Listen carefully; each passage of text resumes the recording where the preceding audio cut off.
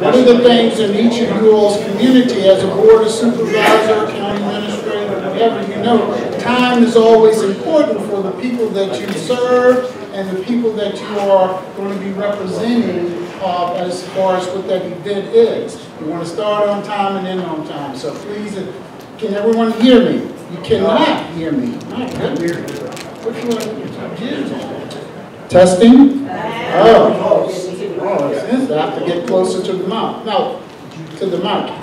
All right, my name is William Quarles, and you all are in the snapshot of Innovative County Programs. I was a former Board of Supervisors for Luchin County, and I am one of the Achievement Board's judges, and we have Ted Hofer here. He's also a judge of this wonderful program that they have with Virginia Association of Counties. The program has been here for the last 3 years.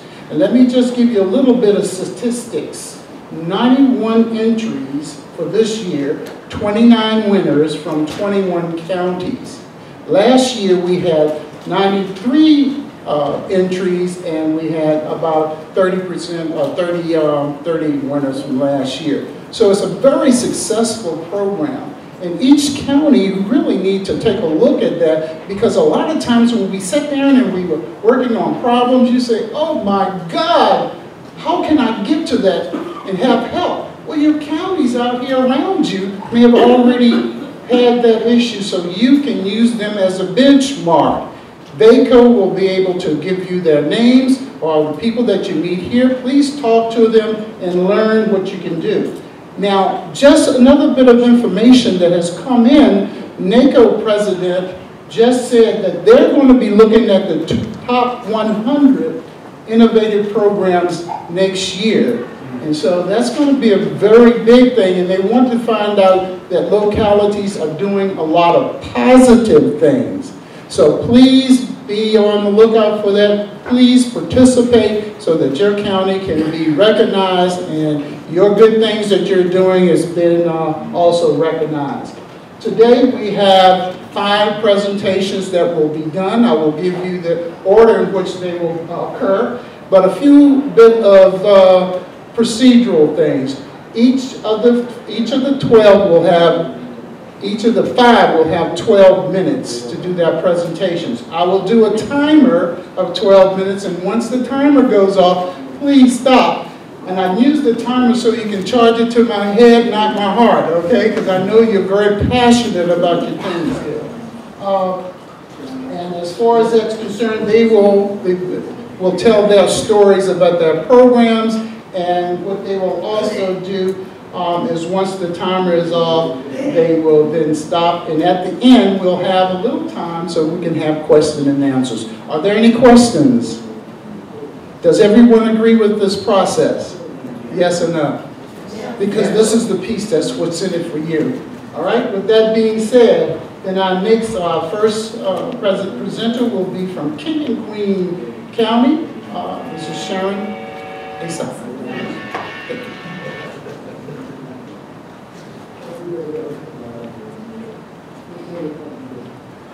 Good morning. I believe it's still morning. And my name is Sharon Alsop, and I'm the chairman of the King and Queen County Board of Supervisors.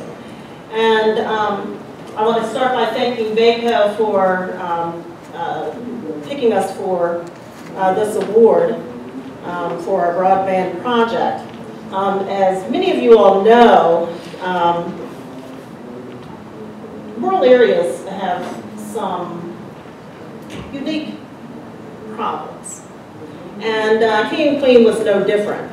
I love living in King and Queen County. It's a beautiful area. It's out in the Middle Peninsula. It's wonderful. The problem is that my job was in DC, and so I would have to drive up periodically because I could do most of my work at home. I'm a writer. I write proposals for defense contractors, and I would write them, and then I have to go up there to meet with them, and then I have to come home, and then I write some more, rewrite some more, and then I have to go back up there because I didn't have internet. I had dial-up, which we all remember, and then I went to satellite, which is not always something that you can rely on. If it rained, I was out of luck. I was back on the road. So we went into this problem of looking for a solution to not just my problem, but to a lot of people's problems who like to live in a rural area, but actually work in a city. And so when we looked at King and Queen, we had some unique problems. We're 72 miles long and 18 miles wide. So we run from people that think of themselves as Hampton Roads almost to up to where I live, where I think of myself as almost Northern Virginia. So you've got this long span. And it was sort of, how are you going to solve this problem? Cable-based internet covered just a couple of miles into our county on one end. Other end didn't have anything. As I said, the satellites weren't reliable. Verizon Wireless had a couple of towers, and they said, we're not adding anymore. You all don't have enough people in a condensed area, so we're not going to do anything for you. So we found ourselves kind of on our own. What this meant was that our children were being left behind because all we had serving our schools was a T1 line that was pretty slow. They couldn't go on the internet at home because they didn't have anything. Businesses weren't looking at us because we didn't have the infrastructure. And so you started seeing a slide of what we do and how we could do it and what was happening with our county. So what we figured was that we had to come up with some way that would make our citizens be able to live at home, still go to work, and still access work. A way for our students to be able to take classes, from online. We had to find a way to solve this problem, and we had to do it fast because really we were being left behind. And because of these factors, what we found out was that the way we are, we're not going to get any businesses. We're not going to get any, really anything, because people didn't want to live there because they couldn't get on the internet. So what we did was, as a board, was that we said, look, we have to find a solution to this problem. And what we did was we ended up hiring our own engineering firm. This engineering firm came in and we said, look, we want internet. We don't know how to do it. We just want you to find a solution. And actually, they worked with our county administrator, and they found one. And what it is that we designed a microwave backhaul for our P25 radio systems. As those of you all know, you've been upgrading your radio systems for your 911 emergency people for a while now. So when we did it, we actually designed a microwave to go on that backhaul to use those same towers. And they would shoot the internet from one tower to another, and then we could bring it in. We put these little antennas on a house, and it would bring it into the house. And so now I can play around on my iPad. I can play around on my phone all the time right from my house. It's not a big, everybody says, well, how big is the dish? And, we're talking, that's a little thing that goes on top of my house, and I'm at the furthest end of my county. I'm right on the county line, and it comes to my house just like, Lord, I mean, it's just right there. But it's a little thing that goes on top of my house. It's got a little arrow on the antenna and pulls it right in. The closer you get to the tower, of course, the smaller it gets.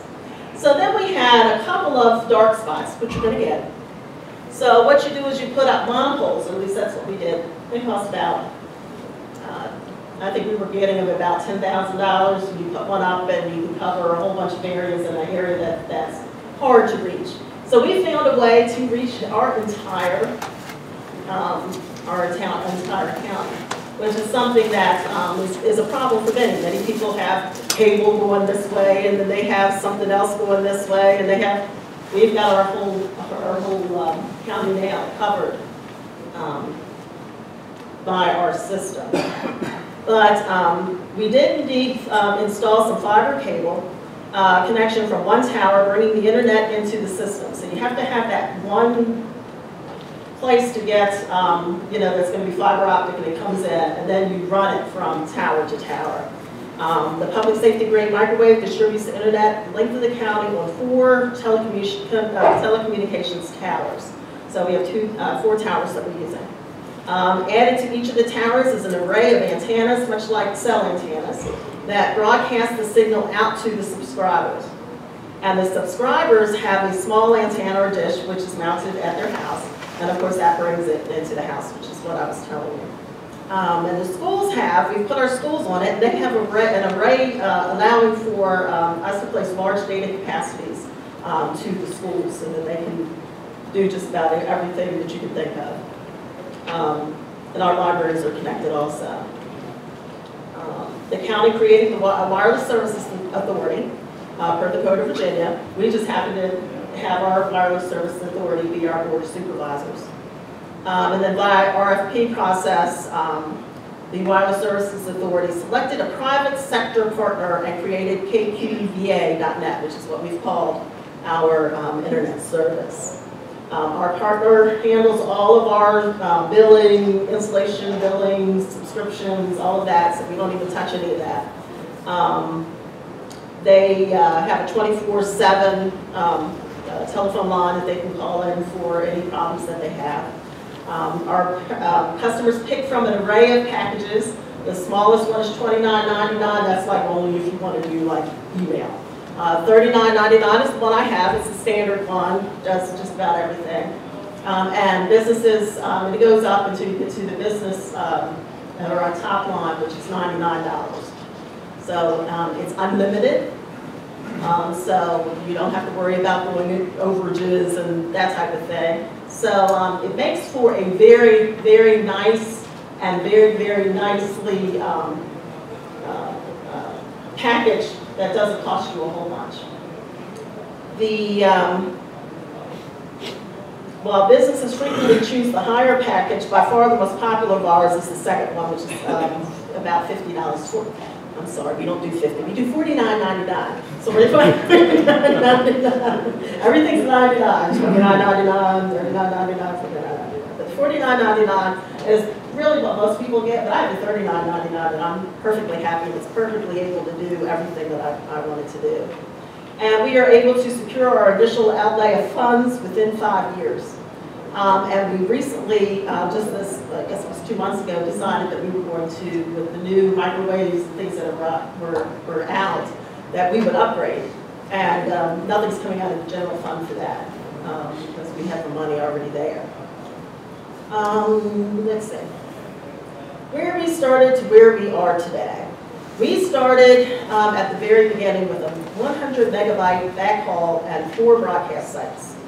We now have 6 broadcast sites, and recently we upgraded to a backhaul to 200 megabyte per second. In the next several months, which is what we just decided to, I guess it was a month ago, that we will be upgrading to a backhaul to 300 megabytes per second, adding a 7th broadcast site. So we're growing and growing and growing.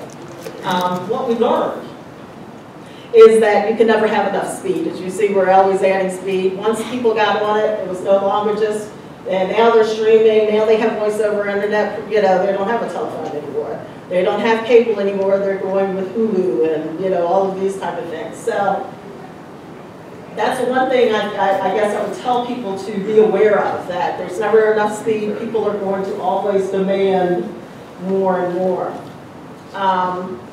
You can never have enough coverage. As word spreads of the wonderful things you're doing, more citizens will want it. We actually had to stop taking subscriptions twice in the couple of years that we've been doing this, mainly because too many people were coming, and we were like, you know, we've got to stop, we've got to order more stuff, we've got to, you know, rethink this thing. But what we decided as a board, and I think it's important, and it's one thing that you ought to try and decide before you go into it, is that no longer do we believe that internet is just a service to bring. We believe it's a utility. It is something that now people are demanding. I mean, it's something that they expect to be able to have in their households.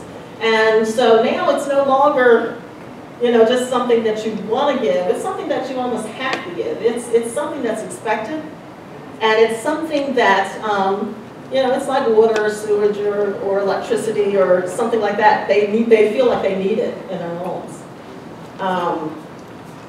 You know, technology changes rapidly, and I think that's one of the reasons that we've seen ourselves upgrade. You know, we get the top of the line microwave. Well, 5 years you need another one because there's something out there that's better. Well, I won't say you need one, but you'll want one because you know that there's something that's out there that's better than what you have. The good thing is that if you market it correctly, you can do like us and you just use the money that you've made from subscriber fees and just roll it back into the project. You know, new products come out frequently, and what seems impossible today may not be tomorrow. As I told you, we had to put up some monopoles. At first, we thought we weren't going to cover the whole county. There would be pockets that would not be covered. What we did was, as time went on, we were able to find solutions working with our engineering firms, and that's when the monopoles came up. The monopole here, you cover that area, you know, go on to the next, to the next one. So we have been able to cover every area in our county now. And finally, throughout all of our decision making and growing pains, we didn't lose sight of why we did it. And this goes back to the fact that it makes a life-changing impact on our community. Our kids now are able to take courses online. We have, I don't know, numerous adults who are taking online courses from colleges. We just started an EMT class that is online. So our EMTs now are able to, or people that want to be EMTs are able to become EMTs by taking the courses online from home. We also make it available at the rescue squad so that they can go to the rescue squad if they want to take their classes over the internet. And so it's something that I think we all need to start looking at and thinking about. And I can tell you that this works. It's worked for us, and I think it will work for just about any community or area because of the way that you can, no matter whether you're in the mountains or you're in a valley, it can cover you. And it's something that we had to find out by trial and error, but we found out that it does indeed work. Again, we call it kqva.net. It is a wireless broadband system that we had designed, and it's something that works. Thank you. Thank you.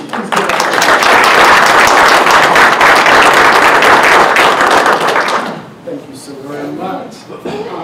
If anyone have any additional questions, please feel free to either contact King and Queen County about that broadband system or VACo, and we will get you in touch with whomever you need to get in touch with. Now next up is Louisa County, and following Louisa County will be Arlington County, Lancaster County, and Middlesex, which are together, and then finally it would be York County. Ladies and gentlemen, please let's welcome Stephanie Horan from Louisa County, talking about school garden breakfast. Thank you. And thank you very much for being here today. I know there are some other exciting sessions, and I appreciate you coming in here. And thank you to VACo for selecting our county as one of the programs. Can you hear me okay? Okay, because I really want to see the slides as I show them. So as you can see, it's Louisa County School Gardens and Breakfast programs.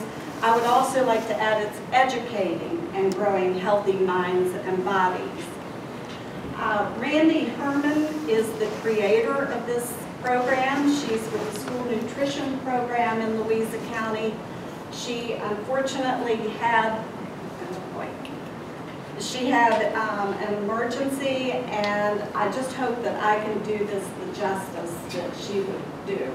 So, here, Breakfast in the Classroom was started in March of 2013 as a way to increase breakfast participation. District-wide, we were serving half as many children breakfast as we were serving lunch. In a county where nearly 50% of the children qualify for free and reduced lunches, this was a concern. Ms. Herman attended a workshop at a national conference and learned about alternative breakfast programs and felt that this would benefit the students of Louisa.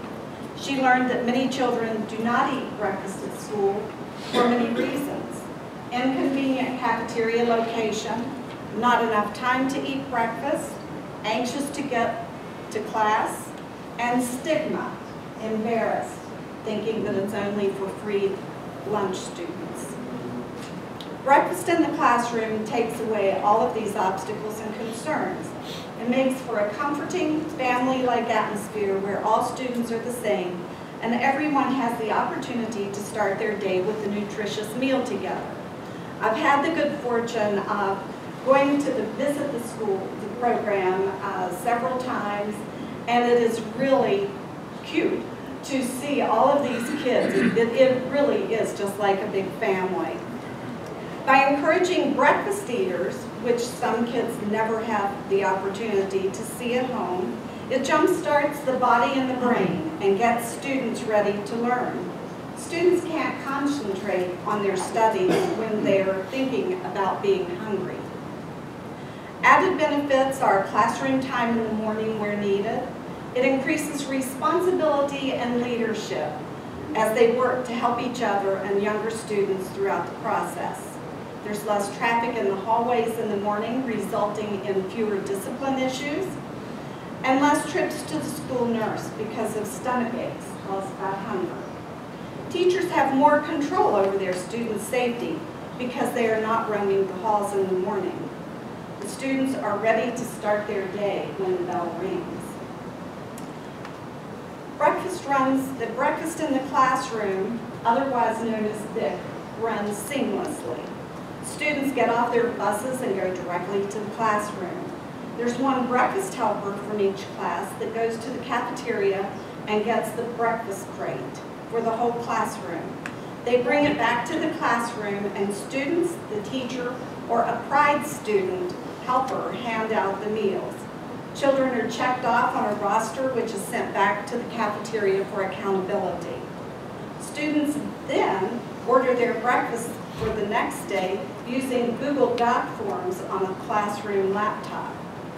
The students log into the computer, type their name and lunch ID number, select their choice, hot or cold,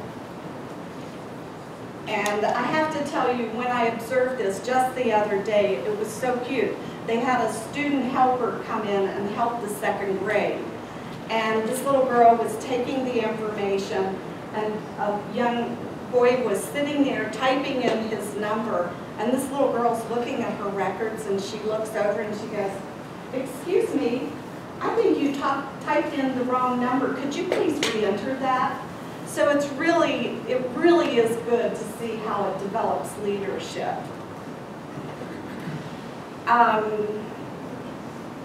Let's see. When the whole class is ordered on the Google Docs form, the teacher hits a submit button. The form totals all the items, and the cafeteria manager can access this form from Google Docs. She plans for the meals the next day, and the staff comes in to prepare the food. Orders are in individual bags and loaded into the classroom crate. Each crate is labeled with the teacher's name and is attached to a luggage cart. The crates are lined up in the cafeteria by grade level for the students to come and pick up. The first year of operations, VACo saw an increase of 14,000 meals. Each participating elementary school has seen a sustained increase in the meals served. As you can see here in this photo, Miss Virginia came to the classroom when the pilot was started in 2013. Last spring, Ms. McAuliffe was kind enough to come and observe the program and was very excited about it. And then you see the students in the classroom and the staff is pushing milk.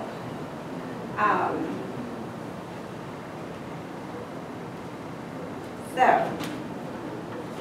the school garden project began in September of 2011. It was designed to be a school and community collaboration effort. School nutrition, and the Louisa County Extension Agency worked together to plan hands-on educational activities for the students. The purpose was to teach children where their food comes from, expose them to new food items, and get them excited about eating their vegetables. Community partners such as Master Gardeners, Extension, and our high school's FFA and agriculture students were included.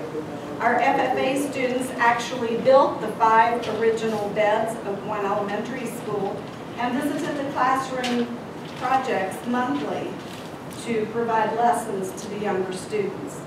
In the beginning, the program focused on second grade classes. A raised bed was built for each class. Students planted a variety of veggies in their beds and visited their gardens weekly throughout the semester. Classroom education was provided that focused on second grade SOLs, such as plant science and nutrition. The garden lessons were incorporated into math and English SOLs as well, such as measuring the growth of plants and journaling. The students planted twice a year, once in the fall and again in the spring. This is a fun one. When the children are asked what the best part of the garden is, the unanimous answer is always playing in the dirt. You would be surprised to know how many children simply don't go outside and get dirty at home. This is the best part. The cafeteria harvests produce throughout the semester and serves it as part of the school lunch. You just can't get any fresher, more nutrient-rich veggies than that. The staff harvests in the morning and serves that day for lunch. Some veggies are planted that the students are familiar with, such as lettuce, tomatoes, and broccoli. But new and different veggies are planted that they may not experience at home, such as bok choy, Brussels sprouts, Swiss chard, beets, arugula, and kale. There was actually one more on here, but I would have never heard of it and didn't even know how to say it, so I just took it out of the presentation. This exposes children to new foods and encourages them to try them. Children will eat veggies. We have to teach them, show them, and get them excited about them. It's amazing how much of a difference it can make. Fresh veggies always taste better when you grow them yourselves. This was the harvest from one school, one semester. Kale chips were the students' favorite. As you can see, it's over 165 pounds of produce. That's a pretty good job. I think the one thing that the parents kept coming back to Ms. Herman about were the Brussels sprouts. They loved the Brussels sprouts at school, but we need them at home.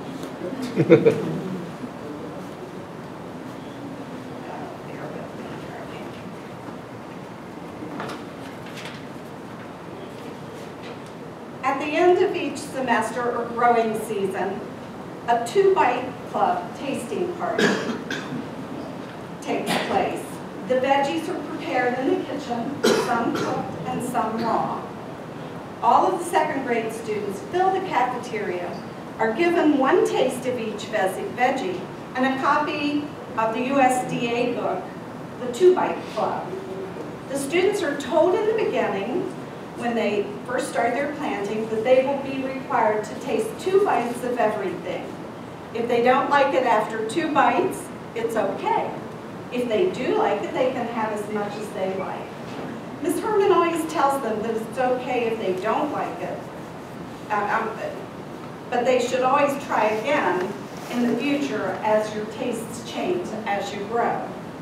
A rule of the tasting party is that words such as yuck, gross, or nasty are not used, because one person's yuck might be another person's yuck.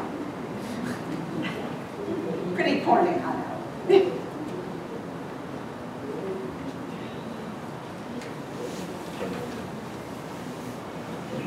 The garden projects have grown since the start in 2011. Our first school has expanded to include 4th grade and has increased from 5 beds to 11 beds. The crop is used in the cafeteria, and in addition, enough is harvested to donate to our community food pantry to help our students when school is out. By next spring, all 4 elementary schools will be on board. The plan is in progress to extend the agriculture greenhouse classes at our high school to an outdoor classroom bed. It is our hope that this will provide a hands-on learning space for these students to practice what they learn in the classroom. Like the elementary schools, the high school crop will be harvested and used in the cafeteria. The greenhouse students this year will also begin to grow the seedlings for planting in the elementary schools.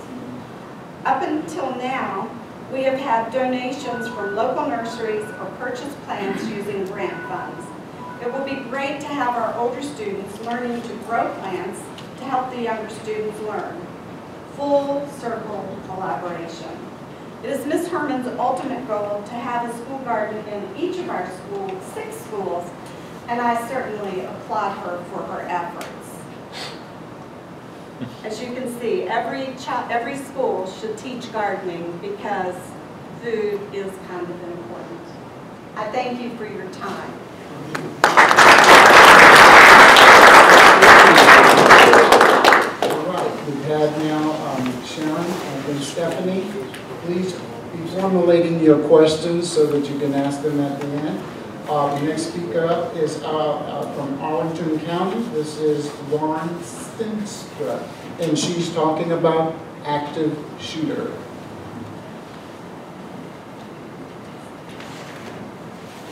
Good morning, and thank you so much for having me. My name is Lauren Stinstra. I'm coming to you from the Arlington County Office of Emergency Management. And I'm going to talk to you about our Run, Hide, Fight program. Our journey with this program starts in 2013, and at the end of 2013 was the Navy Yard shooting in Washington, D.C. Washington is across the river from us, and the impact from that, we felt those quite closely. As with any major tragedy, there's almost some immediate blowback. There's a response to it from a lot of the community. So in spring of 2014, a few months later, I got a call from one of our local businesses, somebody occupying space in Crystal City, and they called me and they're like, we hear you're in charge of training and exercise, and we want to do an active shooter drill. I was like, okay, what does that mean to you? What do you want? We want the police department to come, we want them to wear their tactical gear, we want them to kick in the doors, and we want to practice our response. In my mind, I'm tabulating the cost. I'm like, that's like $10,000 in overtime and damage to the building and all these other kind of cursory costs. There's a 6 to 8 month planning timeline associated. It's no small endeavor. So I kind of go over this plan with them, and then they go, oh. And it's the oh that says, I don't actually want that, and may I retract my phone call. And that's when I knew we needed to start bridging the gap about how we drill on active shooter. Because at the end of the day, this business in a high-rise has no problem doing a fire drill day in and day out. Fire drill, not a big deal to them. But the active shooter drill they wanted was a big deal. So how do we kind of compartmentalize? How do we scale down our active shooter drills so that they feel more like a fire drill? Poll in the audience. How many children have died in a school fire in the past 50 years? Somebody knows the answer. 0. The last child that died in a school fire was 1959 in Chicago. It was in a Catholic school. 7 children died. But in 50 years, no children have. But how often do schools drill on fire procedures? All the time. Between the drilling, between the fact that we sprinklered the buildings, along with kind of individual training about stop, drop, and roll, we've been very successful in mitigating that hazard.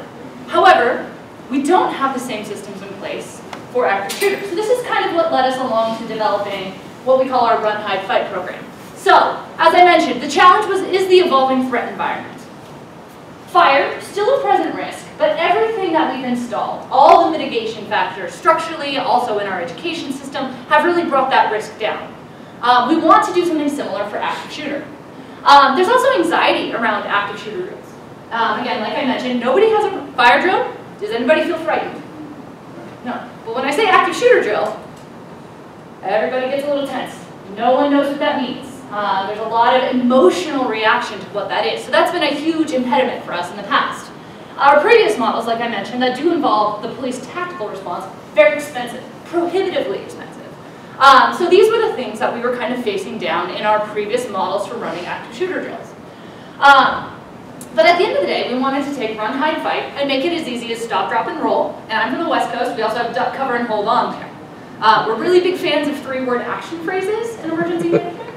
And again, it makes it accessible, easy to remember, and it simplifies the whole process.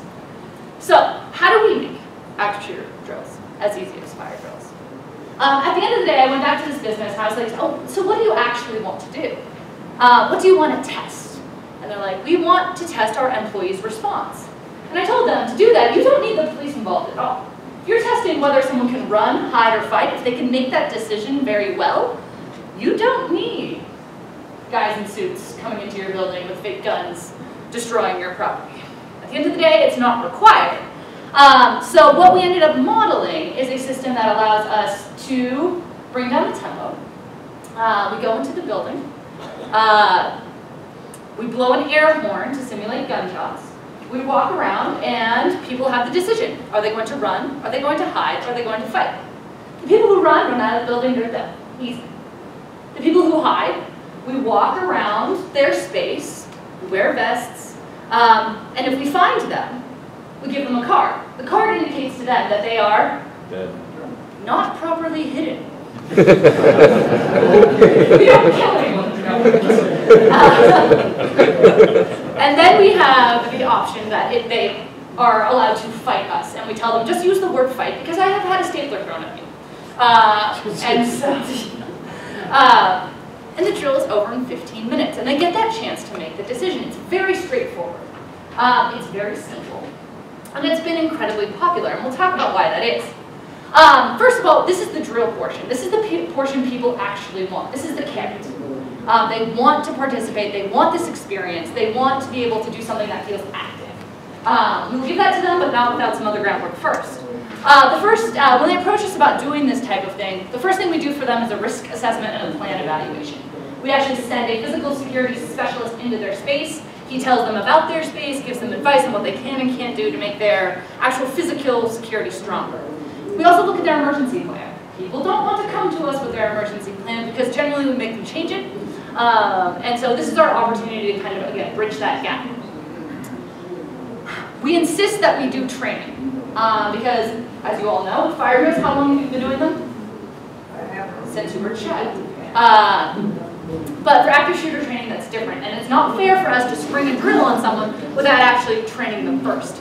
So we come, we visit them for an hour, usually during lunch, we make it a lunch and learn. We come to your space or their space, we make it easy for them, we deliver the training. Then we set up for the drill. It is a noticed drill. Again, if you were in a fire drill in a building that you weren't familiar with, you would understand how to participate. But we schedule the drill because we want people to know about it for several reasons. We generally don't want the public involved because, again, they haven't had the training. This would be new for them, and it's not necessarily fair to spring this on them. We also give people the chance to opt out, especially when, and this is a lesson learned for us, dealing with, we're a very large military community, dealing with folks who have post-traumatic stress. So people have the chance to opt out of the experience if they need to do so on their own recognizance. The drill is scheduled, we conduct it, the whole thing lasts about 15 minutes. We do a 15-minute after-action hot wash to talk about what we learned. Again, it's low impact, does not interrupt their business schedule or their government schedule, doesn't interrupt their operations, which makes them more likely to do it. Then we collect their feedback. Overall, for those of you who are involved in emergency management, especially with the grants associated with it, it is HSEEP consistent. HSEEP is the Homeland Security Exercise and Evaluation Program. It is following all the principles associated with that, which makes everything grant reimbursable if you need to be able to do that. Total cost, less than $4,000. And at the end of the day, I put the $4,000 number up there because if you don't have a projector, if you don't have a computer, if you don't have a laminator, and need to buy all of these things, that's where the cost is. But at the end of the day, for us in Arlington, we had the vests, we made some cards, we bought an air horn, and that was the total package. It didn't take a lot of overhead for us to be able to do this. it has been incredibly successful. In our office, we partner with the police department. We have a lieutenant who sits in our office and is detailed to the work that we do. The run, hide, fight drills are almost 100% of his job at this point. One request has turned into another. We started with doing all the libraries and the government agencies. Now we're very far into the business community. He's got to be doing 2 or 3 trainings a week, along with probably 1 or 2 drills. So we are completely saturated with content. We're completely saturated with customers. People want this program, which is encouraging to us. We know we are successful. The county administrator actually had to come to us and say, slow down on the government side of things. Because so many people had security upgrades after, requests for security upgrades after the drills, that they were drowning in tens of thousands to hundreds of thousands of dollars in upgrades. And that's actually something we've had to kind of couch our presentation in as well, especially when we're talking to our internal folks, is we can't build a castle. We're an open, transparent government, and there's trade-offs between being open, accessible, transparent, and being secure. And we talk about how we balance those things. So that's been a lesson learned for us in our presentation, is making sure that we incorporate those principles as well. We've had professional and organizational recognition. This program has been presented to the Virginia Emergency Management Association, also the Regional National Association, which is the International Association of Emergency Managers, and then it actually went to full national recognition last month. And so for us, this is becoming somewhat of a standard of practice. Because it is so easy to do, because it is cheap to do, because it really gets to the core of the issue. To practice run, hide, fight, you don't need what people visualize. You don't need the false gunfire, you don't need the police response. What you're really testing is a decision. Whether to run, whether to hide, whether to fight. It doesn't require an incredible architecture, it doesn't require an incredible kind of exercise production to practice. So what's next for us? Like I said, the Navy Yard shooter was kind of the impetus for getting this program started. Since it's been going, it was kind of fully launched in 2015 as an entire program, and now that we're well into 2016, one of our kind of working to expand the program, our near-term objectives is to start covering other parts of the spectrum. Run, hide, fight is what you do when you are in an incident, but what do you do when you suspect an incident is happening, or you think you're before the incident even starts? We're looking at see something, say something. And the reason our run, hide, fight drill is popular is because it involves an experience. You get to participate in the drill. And we're working on trying to adapt that model for see something, say something. How do you make that an experience? And currently we're piloting a program where people practice reporting an object. They practice calling 911 because we've determined that within the population there's a significant portion that's never called 911 and has anxiety about it. So giving them that practice. We're also looking at things on the other end, which is on the back side of the coin. Once the incident is over, once you've run, you've hidden, or you've fought, the incident is now over, what do you do?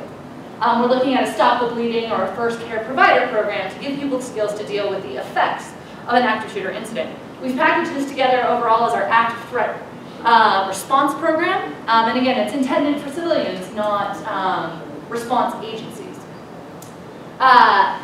Personally for me, before I came to Arlington County, I piloted this program at UCLA. It was my first chance to do it. I was a young employee there, and the first incident went really well. UCLA had their first active shooter or suspected active shooter incident this past June. I got a follow-up phone call from them that said, we weren't affected directly by it, but because we had the training, our staff felt empowered, and they were actually able to hit the road, serve campus after the event, work in a response capacity because they weren't debilitated with anxiety. And so for us, that's another kind of a testament to an overall victory. So thank you very much for your time.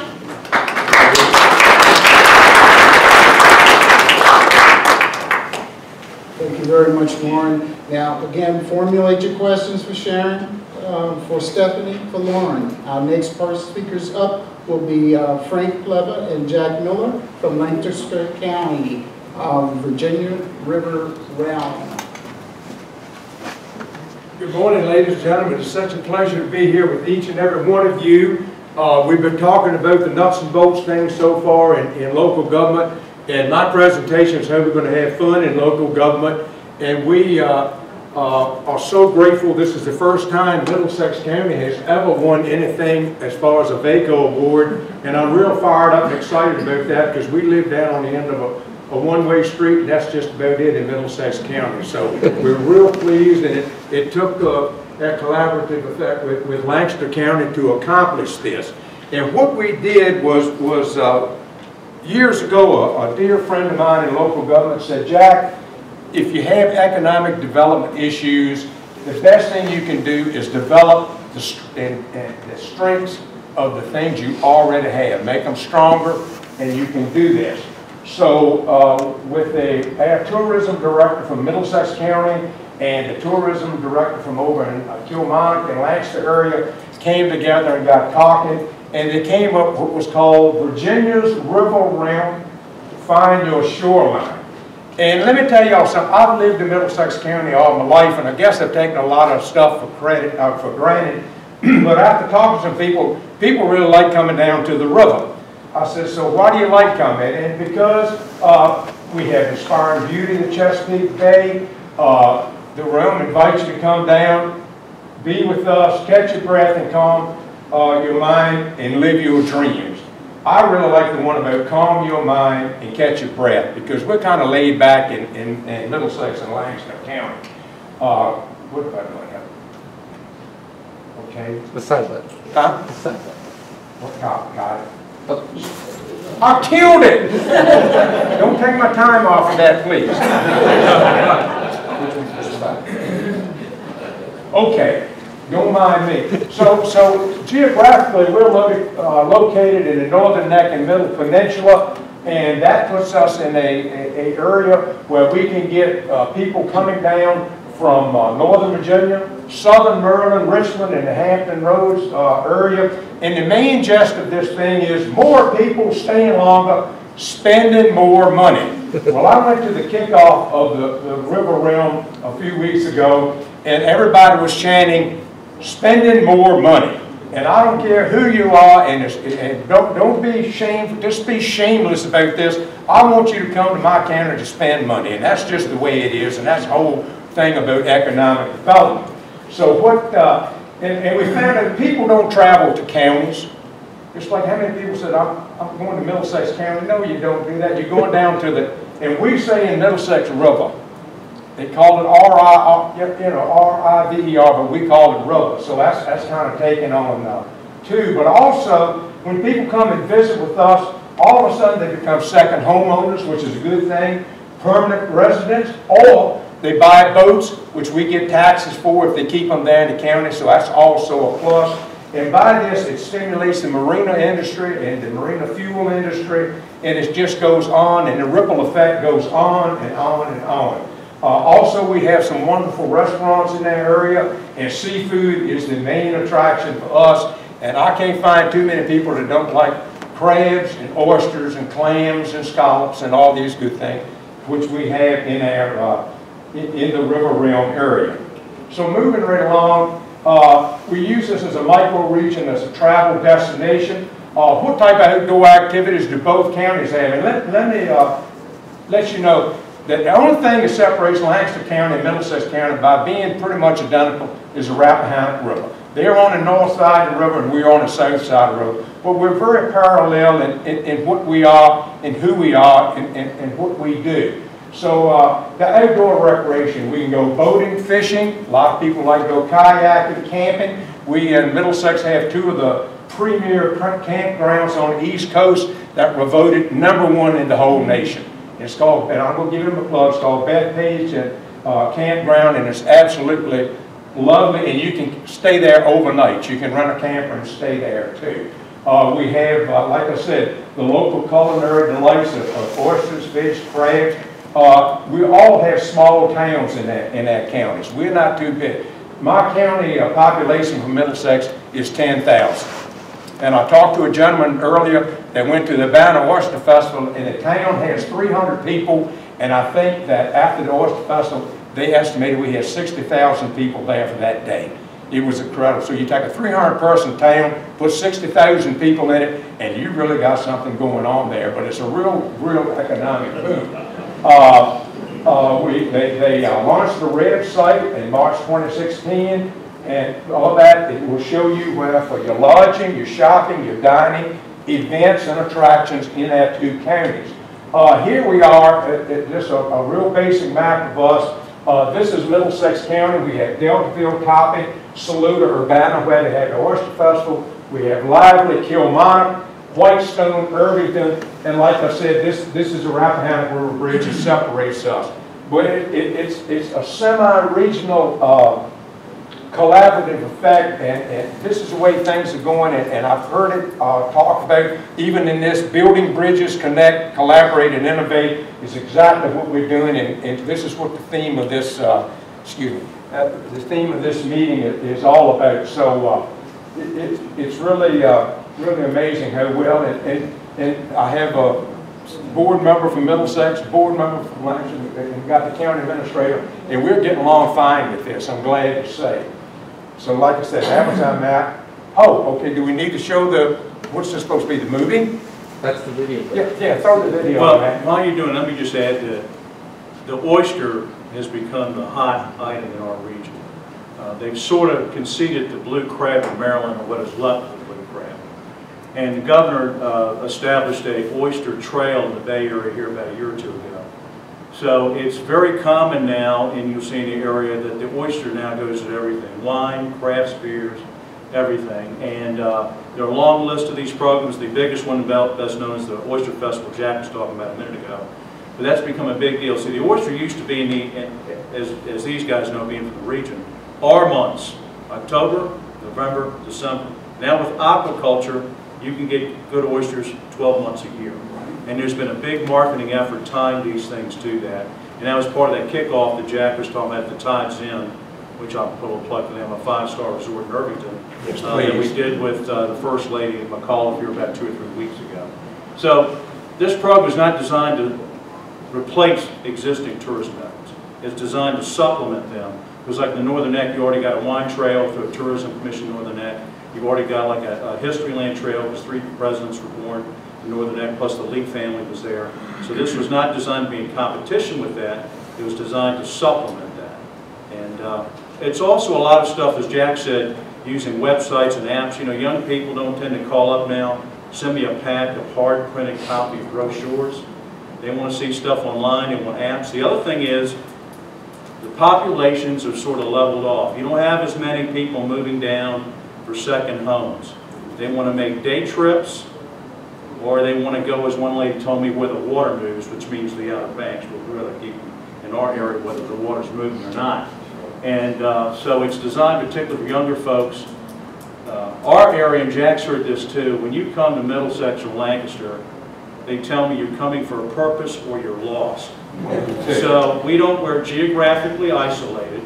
We don't have a lot of broadband like the lady was talking about in our area. We don't have a lot of water and sewer. We have very little 4-lane highways, so we have to market something different than traditional industrial type of development.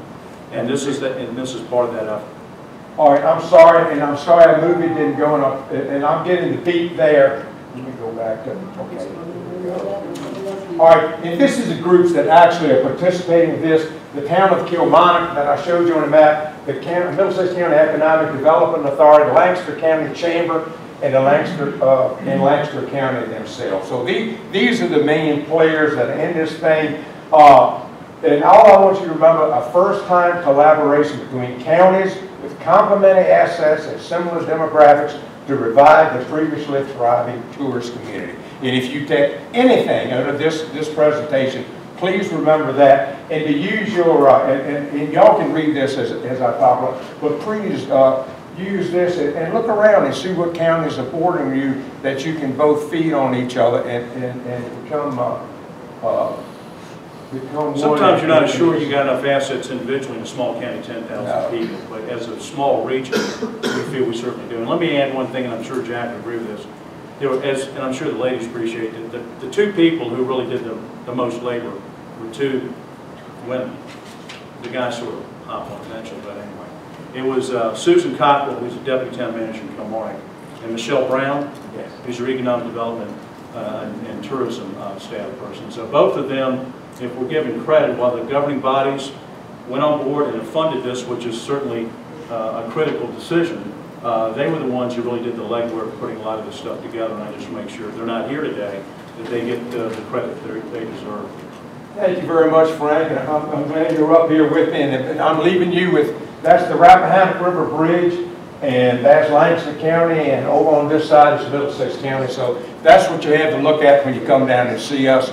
And I invite each and every one of y'all to come down and see us. If you want to spend your money, fine. But anyway, y'all, I appreciate the opportunity to talk to you, and I appreciate VACo's award. So have a nice day, and thank y'all all so very much.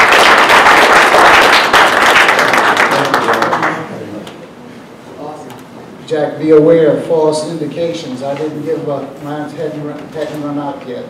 But that's what you did fine. Wonderful. Thank you so very much. Thank you, sir. We appreciate it. Everyone still formulate those questions. Sharon for her, Stephanie, Lauren, Frank, and Jack. And last but not least, York County is up, taking action against fire service cancer. Please, Jeffrey Wasmer, if you please. Good morning. It's Jeff Wasmer. I have the privilege of being the chairman of the York County Board of Supervisors, where we just celebrated the 238th anniversary of the victory at Yorktown, where Cornwallis surrendered to Washington. So our goal is not to mess that up.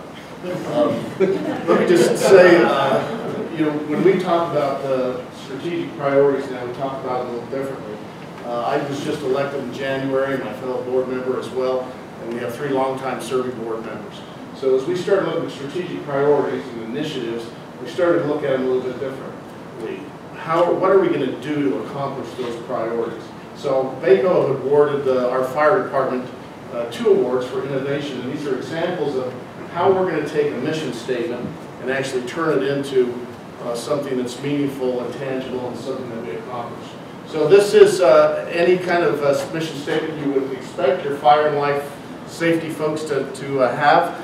It's saying that training and safety of life is important. So if this is their strategic priority, what are they going to do to accomplish that? And these 2 awards, they're not huge things that we've done, but they show you kind of the initiatives that the fire department is taking. So as you know, there are a lot of hazards to the profession of firefighting. Fast-moving cars, roof collapses, fires are much different now. It's no longer just a wooden structure, but there are a lot of chemicals and computers and things like that in fire. And obviously, safety of life is first. So the background, VACo, we were award winner for several things. I can tell you that in our community, if you rate all of the different folks in the county, firefighters are the #1 most loved. And obviously our sheriff department is right behind that.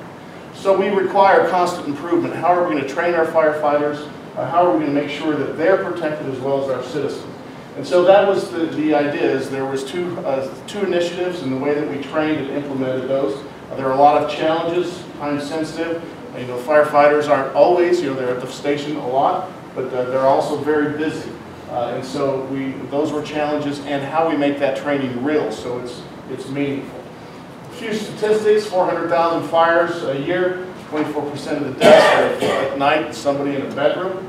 And so our firefighters took a different tactic to how they approach a fire to be able to isolate maybe those bedrooms that the people are in sleeping.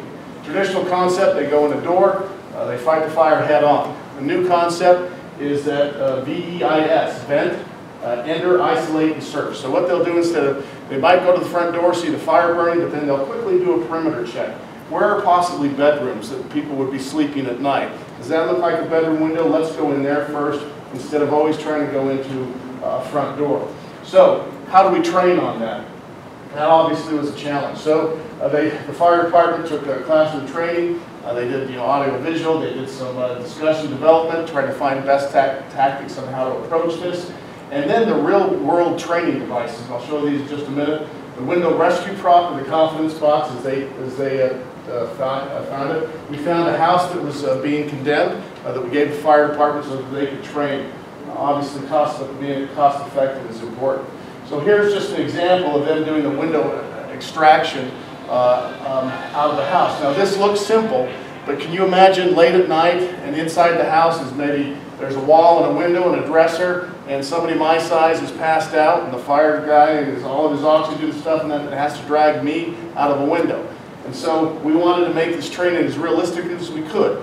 So our fire department built the window rescue problem. They built it so it would simulate things on the side of the window. And you can see the challenges that they've had to do to how to get the person out of the window that might not be able to help them themselves. Also the confidence box. Firefighters obviously go into congested things with cables and all of that hanging all over. So the real idea here was to give them the most realistic training that they might encounter in the most tough situation, and give them the experience to train and train often on that so they can be proficient in finding those extractions. Again, our goal was to find residents that might be in bedrooms and get them out as quickly as they can. So since these are relatively new, we don't have any statistics on how many additional lives we saved, example. But obviously, we were looking for increased effectiveness and ability to respond, safer for our citizens, and safer for our responders. Again, the next part of this is that we want our firefighters to continually be safe. We've talked about how the fires have changed. Firefighters have an increased risk of cancer. And I'll just let you read down there, percent, 2.5 times, 2.2 times, 1.53 times. Our firefighters are in harm's way. And there are things that we do to try to reduce that. The challenge was a lot of times they go fire to fire. They don't have a lot of downtime. There's no time to decontaminate all of their gear. Their equipment has limitations. Just because it's protective doesn't mean it's 100% protective. So we wanted to focus on decreasing the contaminants to our firefighters. So PPE, protective brewer equipment, since I'm the chairman, not the firefighter, let's think about details. For every time for every 5 degrees of fire, the skin increases, its 400 absorption rate increases 400%. So you can see that even though protective gear eliminates some, it doesn't do 100%. So we never eliminated, so what have we done? We no longer allow them to bring the contaminants back to the fire station. They decontaminate at the site. Little things like we got these industrial wipes, and they wipe down all their equipment before they leave. We've also now issued every firefighter 2 hoods. So they've got one that they can clean and have ready, and then the other they can have to take to the fire. We have wash your hood Sundays. Again, these are just little innovations that if fire and safety lives of our citizens and our responders important, these are just a couple of initiatives that we've done. It's too important not to do. It's minimal cost, and we think it'll have a big impact. So, thank you.